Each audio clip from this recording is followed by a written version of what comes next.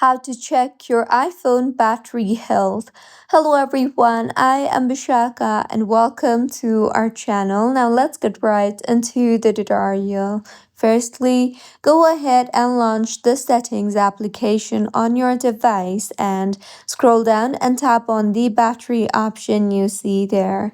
Here, you will see a bunch of options. In order to check your battery health, tap on the battery health and charging option you see there, and in here you will be able to see your battery health.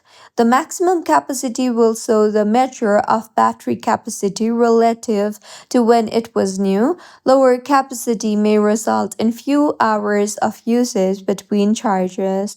The peak performance capability will show you the built-in dynamic software and hardware systems, which will help and encounter performance impacts that may be noticed as your battery chemical ages. And if you toggle on or toggle off the toggle button for optimized battery, this will reduce your battery aging. So this was about how you can check your iPhone battery health.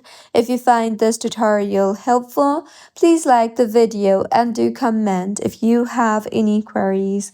Also, do subscribe to our channel for more helpful tutorials like this. See you on the next one.